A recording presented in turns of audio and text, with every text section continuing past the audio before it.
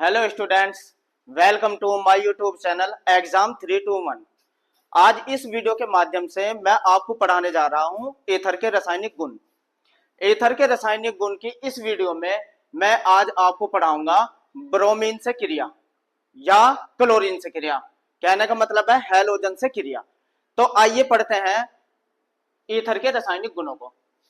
सबसे पहले देखते हैं क्लोरीन या ब्रोमीन से अगर आप अभिक्रिया करा रहे हैं ईथर की, तो ये दो तरह की क्रिया दिखाता है ईथर, अंधेरे में और प्रकाश में। अंधेरे में किस तरह की क्रिया होती है आइए समझते हैं। अगर अंधेरे में अभिक्रिया होती है तो बनता है 1,1 डाइक्लोरो डाइएथिल ईथर बनता है।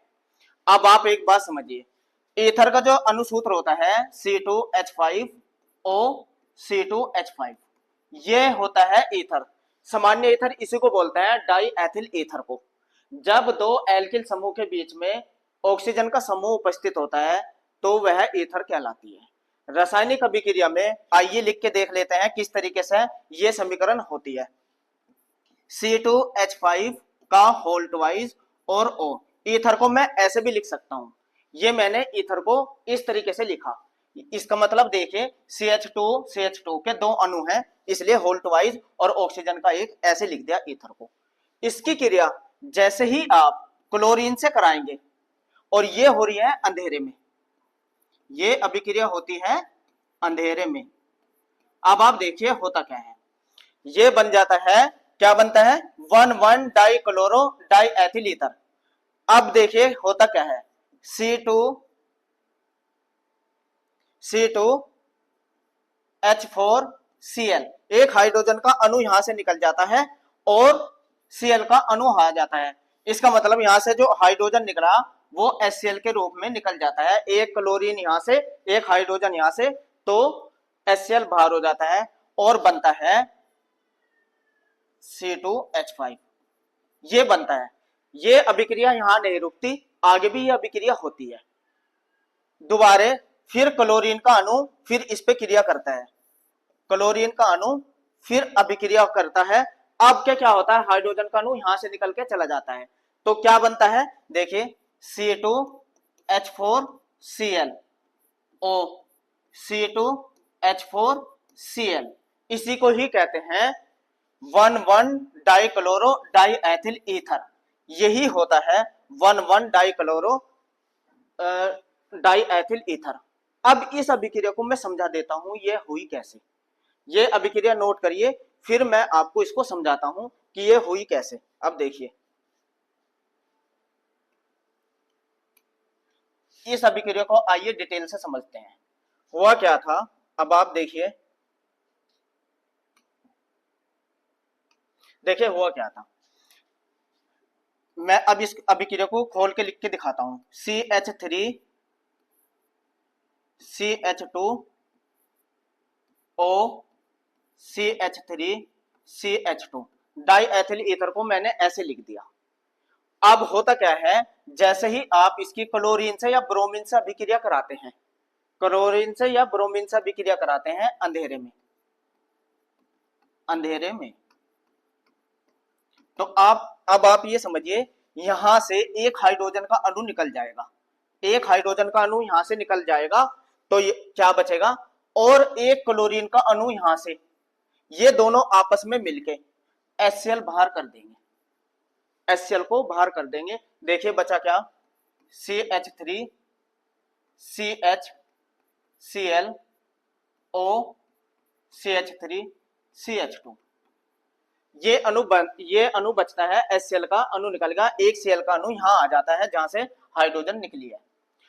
ये अभिक्रिया आगे फिर होती है, ये अभिक्रिया आगे फिर क्लोरीन का अणु क्रिया कहता है। अब होता क्या है, अब के एक हाइड्रोजन का अणु इस जगह से बाहर हो जाता है, सॉरी ये CH2 है, ये CH3, ये CH2 ये CH3।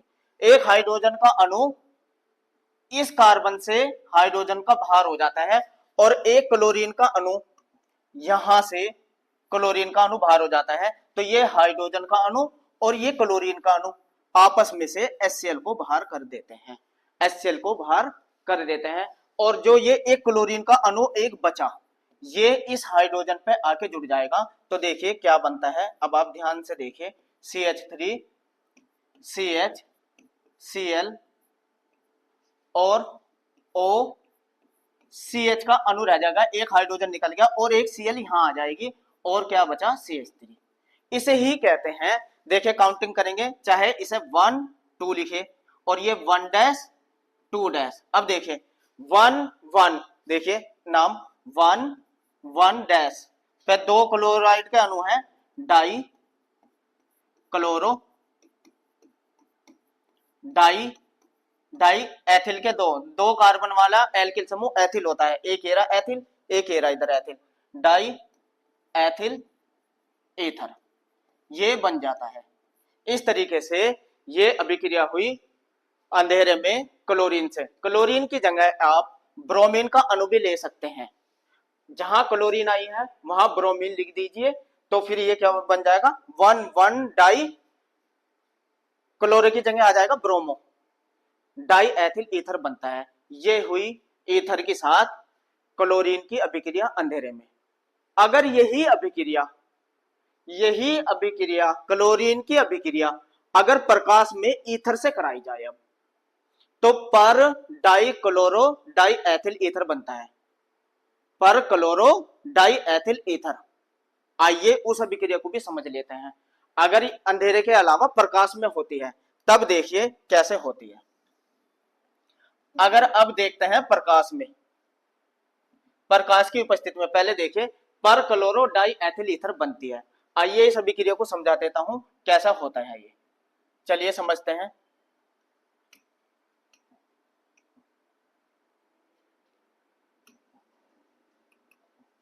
देखिए सबसे पहले ये लिखा आपने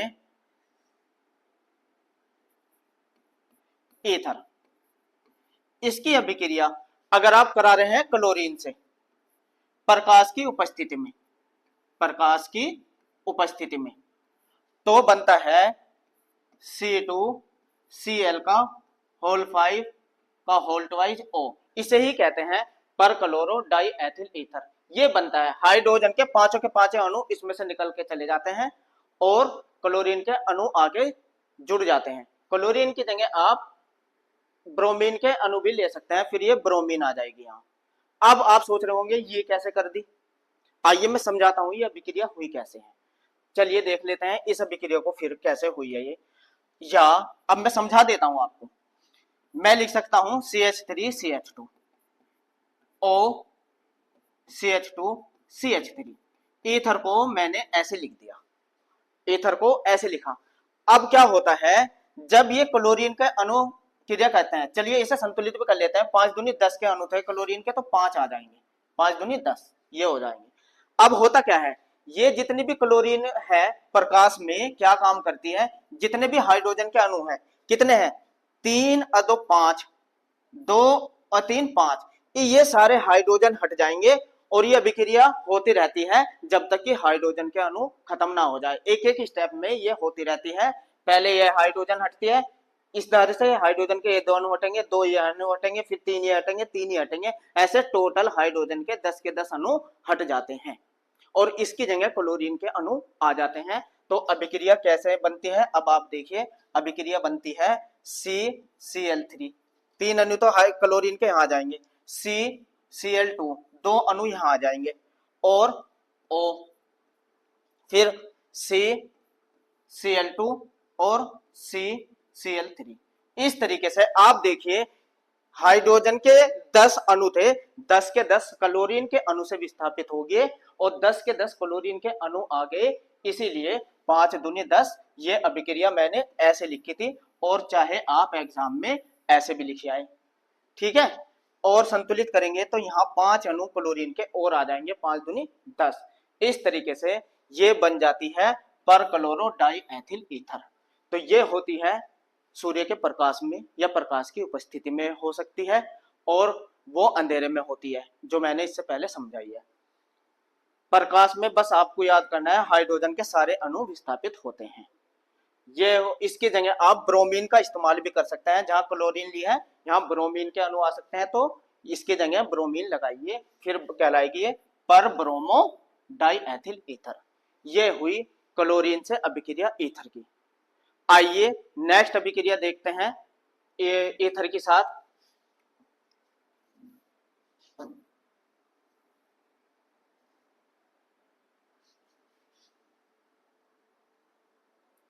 देखिए, अब अगर आप अभिक्रिया कराने जा रहे हैं एसिटिल क्लोराइड से, एसिटिल क्लोराइड ले लीजिए एसिटिक एनहाइड्राइड से अभिक्रिया, बहुत मोस्ट इंपॉर्टेंट अभिक्रिया है, इसको जरा ध्यान से समझिए। अगर ईथर की क्रिया हम एसिटिल क्लोराइड से या एसिटिक एनहाइड्राइड से कराते हैं तो एस्टर बनता है। ये ध्यान रखना, एस्टर बनता है। बस क्या बनेगा, एस्टर। और किसकी उपस्थिति में होती है?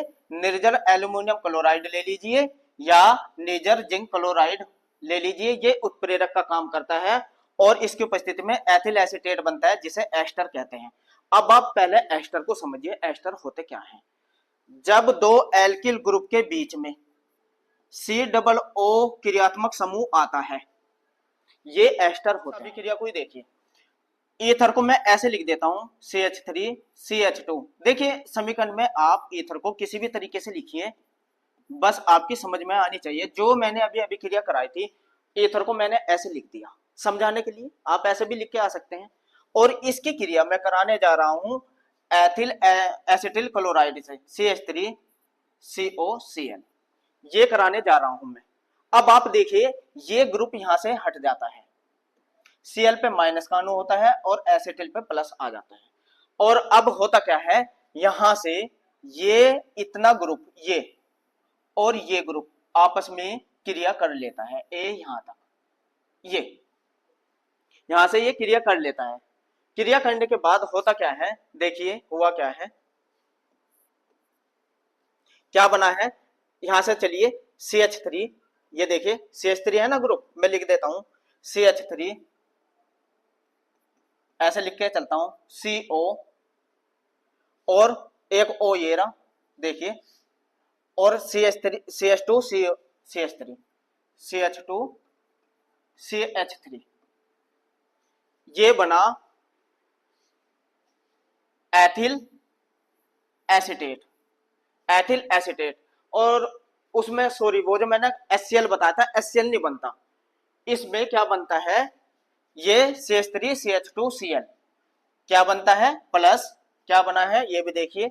अब ये CH3CH2Cl के साथ क्रिया कर लेगा और क्या बना लेगा, CH3CH2Cl, एथिल क्लोराइड का अणु बनता है और एथिल एसीटेट, ये हो गया एथिल, इसे C2H5 भी कहते हैं देखो, और ये एसीटेट, एथिल एसीटेट बनता है। ये हुई एसिटिल क्लोराइड से। इस अभिक्रिया को आप ऐसे भी लिख सकते हैं C2 या H5 का होल ट्वाइस O, और प्लस किससे क्रिया करा रहे हैं हम, CH3COCl। इससे जैसे ही क्रिया कराते हैं, किसकी उपस्थिति में, निर्जल AlCl3 की उपस्थिति में जैसे ही क्रिया कराते हैं, तो देखिए क्या बना है, ये बना है CH3COO CH2CH3 और प्लस CH3CH2Cl। चाहे आप ऐसे लिख दीजिए समीकरण को, चाहे ऐसे लिख दीजिए। यही होती है ईथर की अभिक्रिया एसिटिल क्लोराइड से। अगर एथिल एसीटेट से, एसिटिक एनहाइड्राइड से करानी हो, आइए उसको भी समझ लेते हैं। एसिटिक एनहाइड्राइड से अभिक्रिया समझ लेते हैं। चलिए देखते हैं एसिटिक एनहाइड्राइड से। अब आप देखिए ये लिखा ईथर CH3CH2 और CH3CH2O, ईथर को मैं ऐसे लिख रहा हूं, ईथर को ऐसे लिख रहा हूं समझाने के लिए। अब इसकी क्रिया एसिटिक एनहाइड्राइड से कराते हैं। एसिटिक एनहाइड्राइड को भी आप ऐसे लिखिए, देखिए एसिटिक एनहाइड्राइड CH3CO CH3COO, ये लिखा मैंने एसिटिक एनहाइड्राइड। इसको सूत्र ये होता है CH3CO का होल ट्वाइस O, यही होता है एसिटिक एनहाइड्राइड। इसको मैंने ऐसे लिख दिया ताकि आपकी रिएक्शन समझ में बहुत आसानी से आ जाए। अब आप देखिए होता क्या है, अब इस रिएक्शन को समझिए। ये CH3CH2O और ये यहां से इस ग्रुप को लेके बाहर हो जाएगा। देखिए किसकी उपस्थिति में होती है, निर्जल AlCl3 की उपस्थिति में, या ZnCl2 जिंक क्लोराइड की उपस्थिति में, या ZnCl2। अब आप देखिए क्या बना है, देखिए CH3CH2O CO, चाहे इधर से लिखना स्टार्ट करते हैं। देखिए CH3, ये देखिए ये वाला लिखा मैंने, फिर CO ये लिख दिया, और फिर एक O ये रहा, फिर उल्टा CH2 CH3 CH2 CH3, तो ये बना एथिल एसीटेट। ये हो गया एथिल से, देखिए एथिल है, C2H5 है या नहीं, और ये हो गया पूरा एसीटेट। अब नीचे भी देखिए, अब इधर से भी इस समीकरण को नीचे भी देखिए, ये वाला अणु ये और ये पूरा मिलके ये भी यही बनेगा एथिल एसीटेट। देखिए CH3COO CH2 CH3, तो इसका मतलब ये दो अणु बन जाते हैं एथिल एसीटेट के। अगर आप एसिटिक एनहाइड्राइड से अभिक्रिया करा रहे हैं तो ये अभिक्रिया हो जाती है, क्या बनता है, एथिल एसीटेट के दो अणु बनते हैं। या इस समीकरण को आप ऐसे भी लिख सकते हैं, देखिए कैसे लिख सकते हैं। ईथर को अगर आप ऐसे लिख दे CH3CH2 का होल ट्वाइस O, ये लिखी मैंने ईथर की क्रिया आप करा रहे हैं एसिटिक एनहाइड्राइड से, प्लस CH3CO का होल ट्वाइस O, ये हो गया एसिटिक एनहाइड्राइड। जब इसकी क्रिया कराते हैं निर्जल AlCl3 की उपस्थिति में, ठीक है, तो दो अणु CH3COO CH2 CH3 acetic anhydride के दो अणु बन जाते हैं। ये समीकरण को मैंने आपको लिख के दिखा दी और ये समझाई थी ऐसे। तो आप एग्जाम में चाहे ऐसे लिखे आए चाहे ऐसे लिखे आए, कभी भी गलत नहीं होने की, बस बुक में ऐसे दी रहती है और मैंने आपको समझाई है कि ये बनता कैसे है। तो ये हुई ईथर की बहुत मोस्ट इंपोर्टेंट अभिक्रिया एसिटिल क्लोराइड से और एसिटिक एनहाइड्राइड से। दोनों ही अभिक्रियाओं में एस्टर बनता है, और एस्टर कौन सा बनता है, एथिल एसीटेट। ठीक है, चलिए नेक्स्ट अभिक्रिया पे देख लेते हैं। ईथर के जो रासायनिक गुण है बहुत इंपॉर्टेंट,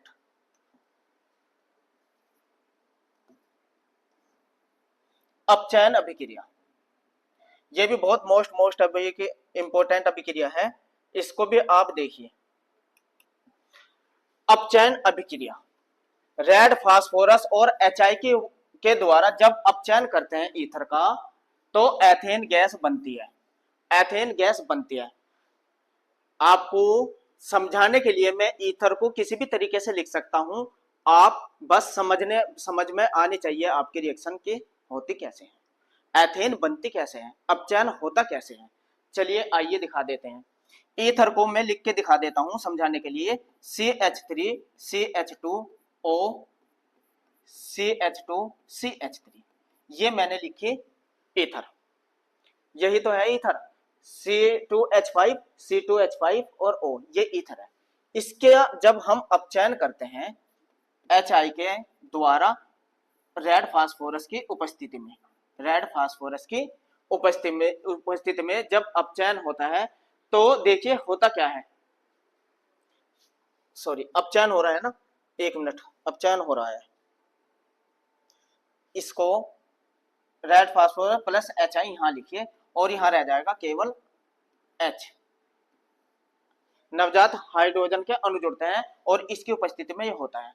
अब आप देखिए होता क्या है, ये जो हाइड्रोजन का अणु है, अब आप ये देखिए, ये जो हाइड्रोजन का अणु है, ये एक हाइड्रोजन तो यहां आके प्लस हो जाएगी, इसके साथ एक हाइड्रोजन यहां होके प्लस हो जाएगी। कितने हाइड्रोजन प्लस हो गई, एक यहां जुड़ गई, एक यहां जुड़ गई, दो हाइड्रोजन के अणु तो ये आए, और साथ के साथ ये जो ऑक्सीजन का अणु है, दो हाइड्रोजन यहां आ जाएगी, दो हाइड्रोजन यहां प्लस हो जाएगी, टोटल 4 हाइड्रोजन के अणु लगते हैं, इसलिए मैं यहाँ 4 अणु लगा देता हूं। आपकी समझ में आया? फिर समझिए, एक हाइड्रोजन तो आगे जुड़ेगी इसके साथ, एक हाइड्रोजन जुड़ेगी इसके साथ, और 2 हाइड्रोजन जुड़ेगी इसके साथ। ऐसा करने से जल क्या बना है, देखिए जल तो बाहर हो गया, जल बाहर हो गया, देखिए H2O, ठीक है। अब यहां क्या बचा, CH3 सिंगल बॉन्ड, देखो CH3 CH3 है ना, CH3 CH3 CH3 CH3, ये के 2 अणु बने एथेन के, CH3 CH3, एथेन यही तो होता है, या एथेन को हम क्या कहते हैं, C2H6। देखिए कार्बन के 2 अणु हैं और हाइड्रोजन के 6 अणु हैं, और 2 बार बन रहा है, एक बार इधर बन रहा है C2H6, देखिए CH3 CH3, और एक बार इधर बन रहा है CH3 CH3, तो 2 अणु बन रहे हैं एथेन के। तो इस तरीके से जल बाहर हो जाता है, ये होती है ईथर का अपचयन। इस समीकरण को आप ऐसे भी लिख के दिखा सकते हैं, या चलिए मैं लिख के दिखा देता हूं इस समीकरण को। आप ऐसे कर सकते हैं, CH3 CH2 का होल ट्वाइस O, ये लिखिए ईथर, ऐसे लिख दिया मैंने ईथर को। जैसे ही इसका हाइड्रोजन से अपचयन होता है, किसकी उपस्थिति में, रेड फास्फोरस प्लस HI की उपस्थिति में, जब नवजात हाइड्रोजन क्रिया करती है तो एथेन के 2 अणु बनते हैं और साथ के साथ जल भी निकल जाता है, और जब आप संतुलित करेंगे तो 4 हाइड्रोजन के अणु ऐसे लगे रहते हैं, बुक में ऐसे दी रहती है। मैंने आपको अच्छे से समझा दिया अपचयन होता कैसे है। यह हुआ ईथर का अपचयन। तो आइए नेक्स्ट अभिक्रिया में करते हैं ऑक्सीकरण। तो इसके समझने के बाद ऑक्सीकरण को समझते हैं। चलिए देखते हैं ऑक्सीकरण। ऑक्सीकरण भी समझिए, ऑक्सीकरण होता कैसे है। अब आप समझिए ऑक्सीकरण। ऑक्सीकरण जो ईथर का होता है वो पलबर ऑक्सीकारकों की उपस्थिति में होता है, जैसे कि पोटेशियम डाइक्रोमेट और सांद्र H2SO4 के मिश्रण की उपस्थिति में, या पोटेशियम की जगह आप सोडियम डाइक्रोमेट ले सकते हैं प्लस सांद्र H2SO4। देखिए परबल ऑक्सीकारक K2Cr2O7 प्लस H2SO4 से ऑक्सीकृत होकर क्या बनता है, एल्डिहाइड बनता है। एल्डिहाइड कहते किसके हैं, जब एल्किल ग्रुप के साथ CHO ग्रुप आता है उसे एल्डिहाइड कहते हैं, उसको एल्डिहाइड कहते हैं। और ये बनता कैसे है, आइए मैं आपको अच्छे से समीकरण को समझा देता हूं।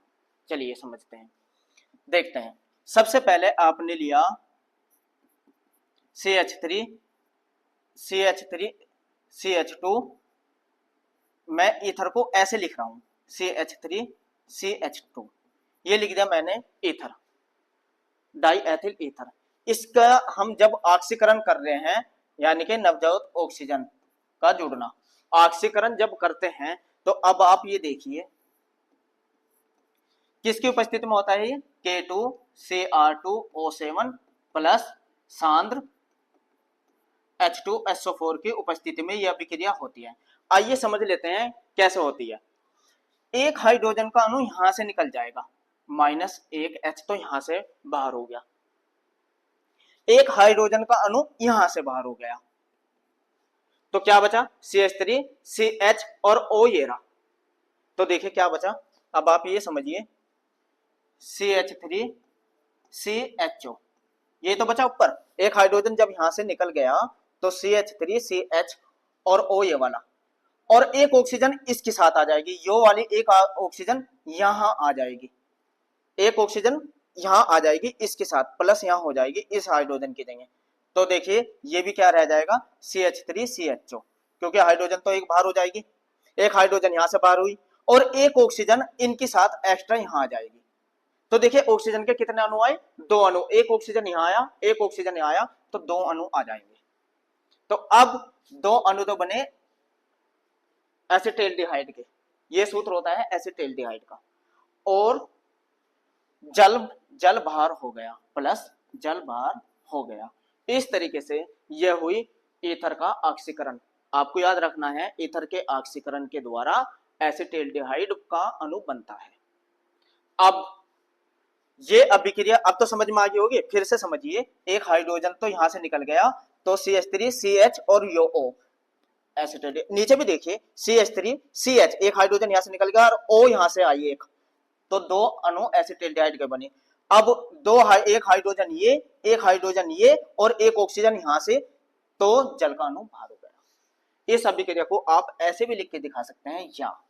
अब आप देखिए बुक में कैसे दी रहती है वो भी देखिए, बुक में आपको मिलेगी CH3 CH2 का होल ट्वाइस O और प्लस दो नवजात ऑक्सीजन के। इस अभिक्रिया को आप ऐसे लिख दीजिए K2Cr2O7 प्लस सांद्र H2SO4 और क्या बनता है, दो अणु CH3 CHO और प्लस जल।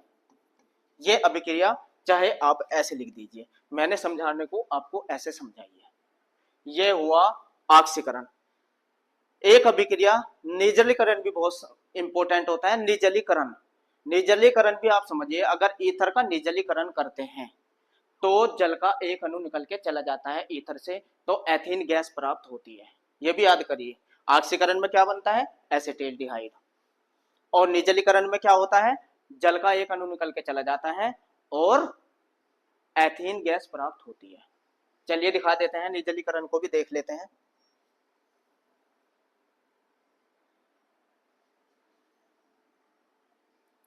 चलिए देख लेते हैं निर्जलीकरण।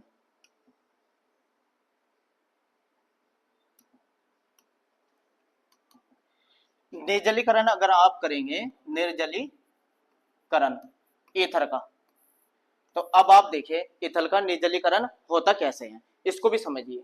सबसे पहले अगर मैं ईथर को लिख देता हूं CH3 CH2 ऐसे, CH3 CH2O, ये मैंने लिखा ईथर को, प्लस प्लस इसका जब हम निर्जलीकरण करते हैं, निर्जलीकरण होता है निर्जल AlCl3 की उपस्थिति में, AlCl3 की उपस्थिति में।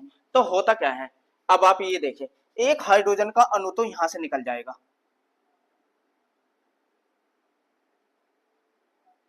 हाँ, एक हाइड्रोजन का अणु इधर से निकल के चला जाएगा और एक हाइड्रोजन का अणु यहां से निकल के चला जाएगा।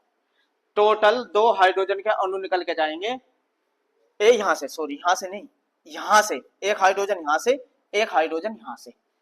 तो जब ये हटा दीजिए,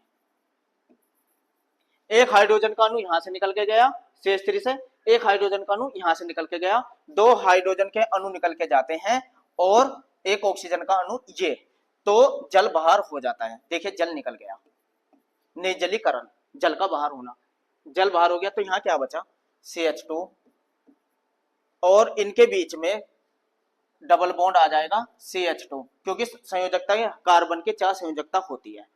जब एक हाइड्रोजन की संयोजकता कम हो गई, सिंगल बॉन्ड इनके बीच में था, एक संयोजकता कम होने से डबल बॉन्ड आ गया, यही होती है एथीन गैस। एक एथीन ऊपर की साइड बन गई, एक एथीन नीचे की साइड बन गई, तो एथीन के दो अणु बन गए। एथीन को हम ऐसे भी लिख सकते हैं, या C2H4। ये कार्बन की संख्याओं का हाइड्रोजन की संख्या दुगनी होती है, वहां इन होता है, वहां डबल बॉन्ड होता है। ऐसे हाइड्रोकार्बन जहां कार्बन की संख्या का हाइड्रोजन दुगना हो, उनके मध्य डबल बॉन्ड आ जाता है, और ऐसे ही हाइड्रोकार्बन को हम एल्कीन कहते हैं।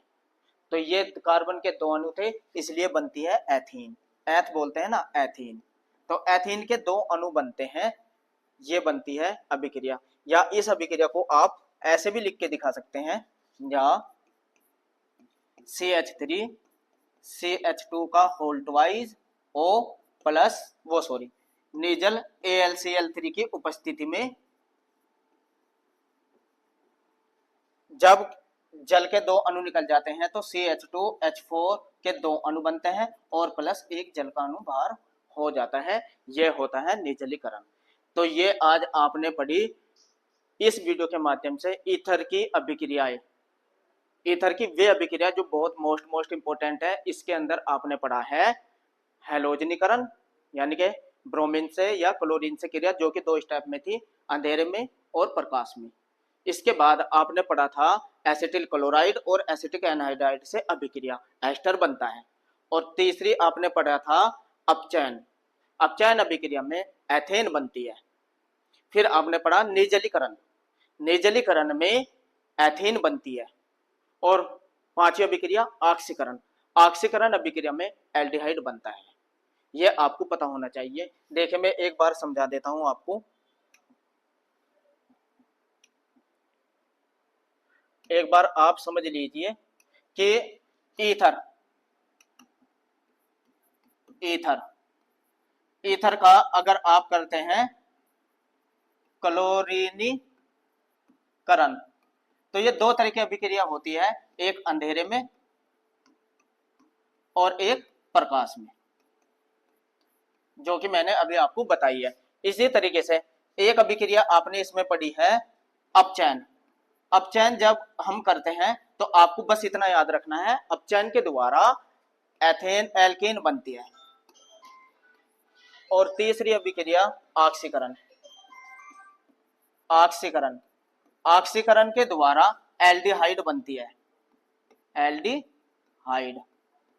इसके बाद एक अभिक्रिया आपने पढ़ी है इसमें निर्जलीकरण, निर्जलीकरण, निर्जलीकरण के द्वारा एल्डिहाइड बनती है।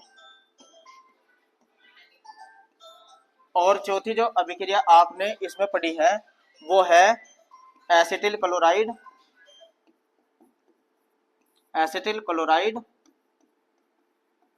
या एसिटिक एनहाइड्राइड।